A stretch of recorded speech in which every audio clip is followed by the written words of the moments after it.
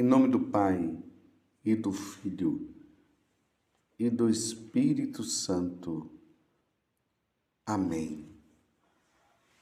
Naquele tempo, tomou Jesus a palavra e disse: Vinde a mim, todos vós que estáis cansados e fatigados sob o peso dos vossos fardos, e eu vos darei descanso.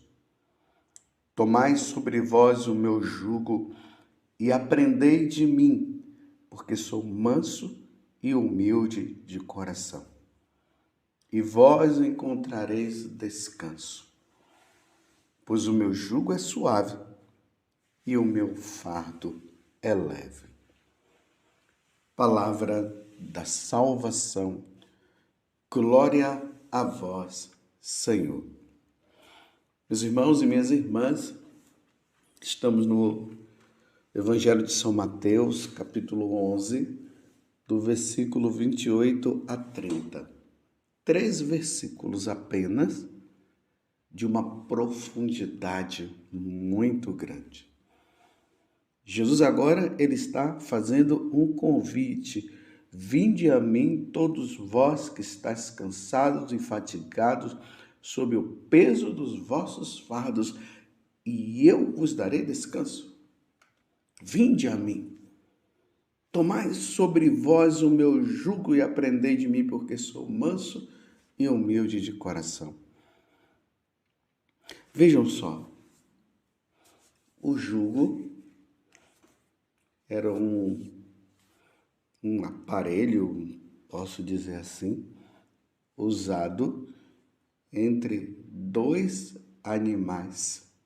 Eles ficavam emparelhados para que eles pudessem carregar o peso, os dois. Então eles eram emparelhados, porque senão um só iria carregar o peso. E Jesus está dizendo hoje: tomai sobre vós o meu jugo e aprendei de mim, porque eu sou manso e humilde de coração, e vós encontrareis descanso. A alma que está longe de Deus, ela só encontrará descanso quando ela repousar, quando ela estiver em Deus. Deus quer tirar este jugo da alma, este peso da alma que está longe dele, enquanto a pessoa não se encontrar, ou melhor, enquanto a alma ela não estiver em Deus, ela vai carregar um grande peso, ela vai ficar cansada, ela vai ficar fadigada, porque, meus irmãos, é isso que o pecado causa. O afastamento de Deus causa esse peso. É impossível encontrar uma pessoa que ela esteja levando uma vida longe de Deus, que ela possa dizer que ela está em paz. Ela nunca vai estar em paz.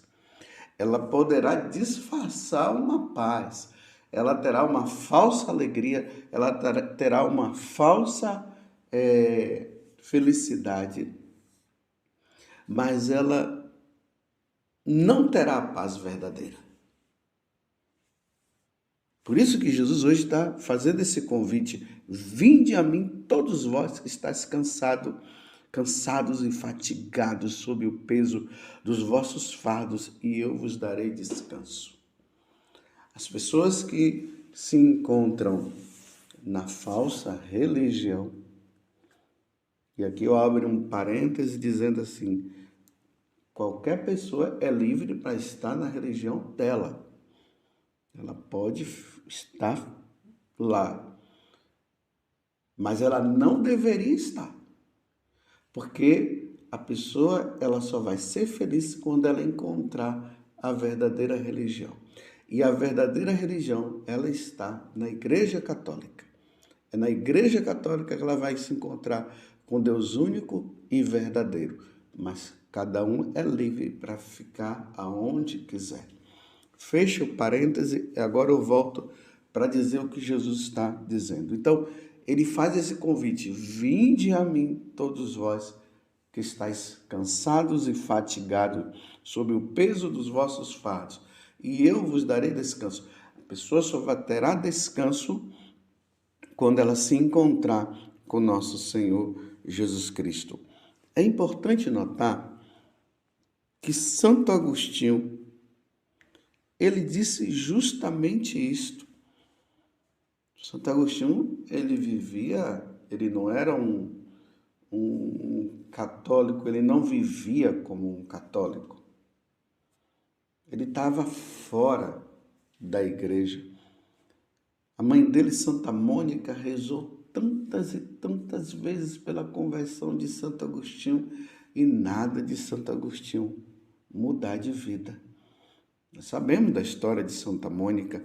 Foram aí mais ou menos de 28 a 30 anos rezando pela conversão dele. Até que Santo Agostinho se converte ouvindo a leitura da carta aos Romanos, do capítulo 13, versículo 13.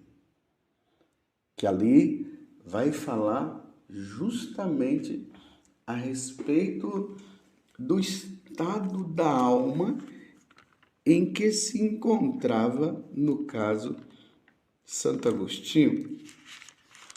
Ele ouvindo Santo Ambrósio, e aí, a partir daquele momento em que Santo Ambrósio começou a ler esta passagem, que eu vou ler aqui para vocês, Romanos, capítulo 13, versículo 13. Comportemo-nos honestamente como em pleno dia. Nada de orgias, que era o que ele vivia, nada de bebedeiras, nada de desonestidades, nem dissoluções, nada de contendas, nada de ciúmes. Ao contrário, revesti-vos do Senhor Jesus Cristo e não façais caso da carne, nem lhe satisfaçais aos apetites. Aí no versículo 11, que eu acabei não lendo e que eu vejo que é muito importante, seguinte: isso é tanto mais importante porque sabemos em que tempo vivemos. Já é hora de despertarmos do sono. O sono aqui é uma metáfora para dizer que a pessoa ela está como que dormindo, ela está morta quando ela não está em Deus. Então é hora de despertar deste sono. A salvação está mais perto do que quando abraçamos a fé. A noite vai adiantada e o dia vem chegando. Despojemo-nos das obras das trevas e vistamo-nos das armas da luz. Quando Santo Agostinho ouviu isso, ele foi tomado pela graça de Deus. Ele se abriu à graça de Deus e houve uma grande mudança no coração dele. E aí, Santo Agostinho, depois, ele vai dizer o seguinte: fizeste-nos para ti, e inquieto está nosso coração, enquanto não repousa em ti. Tá vendo? O homem só terá descanso quando ele repousar em Deus, quando ele encontrar o Deus verdadeiro. É por isso que na primeira leitura de hoje, nós encontramos Moisés, que se encontra com Deus. Aqui é o capítulo 3 do livro do Êxodo, onde Deus se apresenta a Moisés. E Moisés pergunta: Senhor, quando eu for ao faraó, como eu devo identificar, mostrar para ele que o Deus verdadeiro está me pedindo para tirar o povo das garras do faraó? E o faraó aqui simboliza Satanás. E Deus diz para Moisés: quando você chegar lá, você diz para ele que eu sou o que sou. Ou seja, eu sou o Deus. Deus é aquele que é.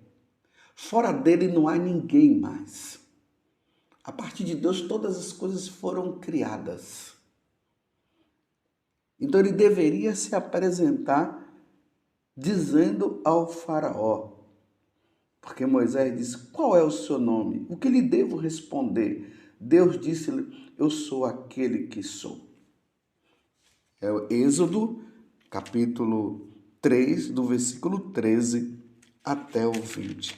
E aí Deus pede, que é para Moisés falar para o faraó, que o povo deve sair do Egito e ir para o deserto para prestar o verdadeiro culto ao verdadeiro Deus. Porque até então, eles escravizados ali do faraó, de uma certa forma, eles estavam prestando um culto aos deuses pagãos, aos deuses do faraó. Até o faraó se considerava um deus.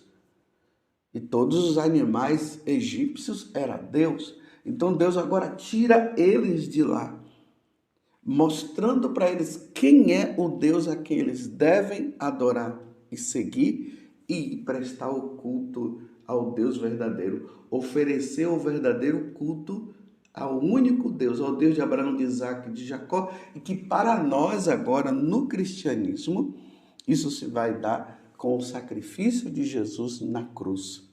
E aí vem a Santa Missa, que é a renovação deste sacrifício, que deve ser oferecido, como Paulo vai dizer na primeira carta aos Coríntios, lá no capítulo 11, ele vai dizer que este culto, esta prestação, esse oferecimento, ou melhor, do culto de nosso Senhor Jesus Cristo, deve ser feito até o seu retorno, até a vinda de nosso Senhor Jesus Cristo.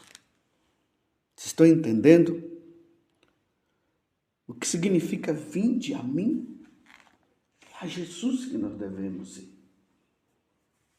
E é na Igreja Católica que acontece essa revelação plena do Deus único e verdadeiro, na pessoa de Jesus Cristo. Ninguém vai ao Pai, disse Jesus, se não for por mim. Eu sou o caminho, a verdade e a vida. Ninguém vai ao Pai se não for por mim.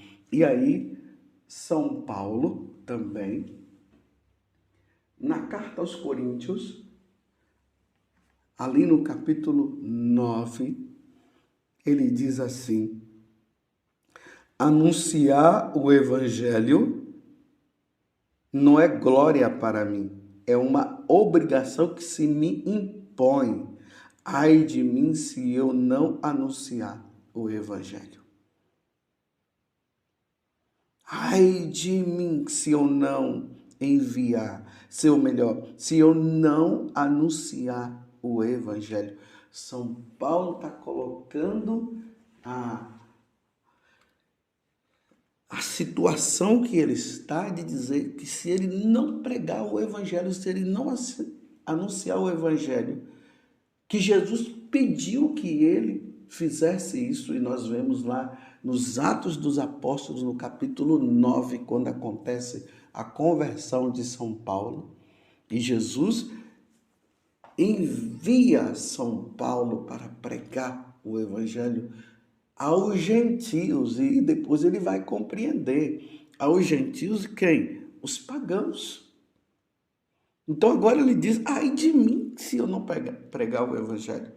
Está colocando em perigo a salvação dele se ele não pregar o evangelho. Você está entendendo? Uma vez que ele foi chamado para isso, se ele não prega o evangelho, ele perde a salvação. Tanto que em outro momento São Paulo diz: eu me preocupo muito se depois de eu ter anunciado o evangelho, eu não for digno de me salvar. porque poderia ele estar pregando o evangelho e levando uma vida errada. Então, ai de mim, São Paulo está dizendo, se não pregar o evangelho. Lá na carta de São Paulo agora, escrevendo a Timóteo, no capítulo 4, é segunda carta de São Paulo a Timóteo, no capítulo 4. Ele vai dizer assim: eu te conjuro em presença de Deus e de Jesus Cristo, que há de julgar os vivos e os mortos por sua aparição e por seu reino. Prega a palavra, insiste oportuna e oportunamente, repreende, ameaça, exorta com toda paciência e empenho de instruir. Porque virá tempo em que os homens já não suportarão a sã doutrina da salvação. Levados pelas próprias paixões e pelo prurido de escutar novidades, ajuntarão mestres para si, apartarão os ouvidos da verdade e se atirarão às fábulas. Tu, porém, sê prudente em tudo, paciente no sofrimento, cumpre a missão de pregador do evangelho, consagra-te ao teu ministério. Uma vez que ele diz que pregar o evangelho é uma imposição de Deus, e ai dele se ele não pregar o evangelho, agora ele fala para Timóteo que Timóteo deve pregar o evangelho e insistir e exortar em toda paciência e empenho, em todos os momentos. Prega a palavra, insiste, oportuna e importunamente. Exorta. A exortação aqui significa assim, o evangelho tem que ser levado de forma a exortar as pessoas a saírem do erro, a sair do caminho errado, a sair do pecado, a sair das falsas religiões e se encontrar com Jesus, que é o Senhor e verdadeiro Deus, e a partir desse momento viver na graça. É salvar almas, meus irmãos. É salvar almas. O convite de Jesus: vinde a mim, porque Ele é o único Deus. Imagina, meus irmãos, se a igreja começasse a dizer que não vai mais pregar o evangelho. Ela perde a sua missão. A missionariedade da Igreja Católica consiste em levar o evangelho às pessoas que não conhecem. Se a igreja parar de pregar o evangelho, ela deixa de ser igreja. E aí não vai ter salvação de almas, porque a salvação das almas se dá quando elas se encontram com Jesus Cristo. Quem crê e for batizado será salvo. E o batismo acontece na Igreja Católica. O verdadeiro batismo está na Igreja Católica. Ide por todo mundo e pregai o evangelho.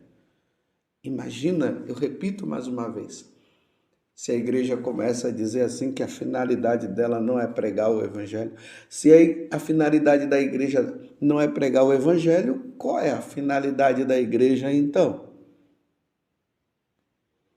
Se Jesus ele veio do céu para nos salvar, para nos redimir, e ele dá essa missão: ide por todo mundo e pregai o evangelho, e batizai-os em nome do Pai, do Filho e do Espírito Santo. A salvação consiste em crer em Jesus e ser batizado.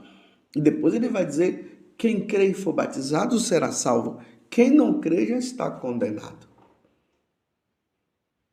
Então, se você ouvir alguém dizendo assim que a igreja ela não está preocupada com a salvação do outro, que a igreja não está aí para pregar o evangelho, meus irmãos, é lobo revestido de cordeiro, porque o que o diabo quer é que nós não preguemos o evangelho. O diabo quer que as pessoas não conheçam Jesus Cristo. O diabo quer que as pessoas não adorem a Jesus Cristo. E não conhecendo Jesus Cristo e não adorando Jesus Cristo, elas vão se perder. Olha o que é que o diabo quer. Então, São Paulo está dizendo, insiste, em todos os momentos é preciso pregar o Evangelho. Toda a oportunidade que se puder ter, deve-se anunciar o Evangelho. Eu, como padre, os bispos, os missionários, aqueles que estão nas congregações religiosas, os diáconos, senão não teria finalidade ser padre, nem ser bispo, nem ser missionário, nem ser religioso, se não pregar o Evangelho. As pessoas precisam voltar para nosso Senhor Jesus Cristo, elas precisam se salvar, ninguém vai ao Pai senão por mim. Ai de mim se não pregar o Evangelho. É preciso, meus irmãos, não podemos perder a oportunidade, ainda mais que São Paulo está dizendo a Timóteo que nos fins dos tempos as pessoas não vão suportar a sã doutrina da salvação.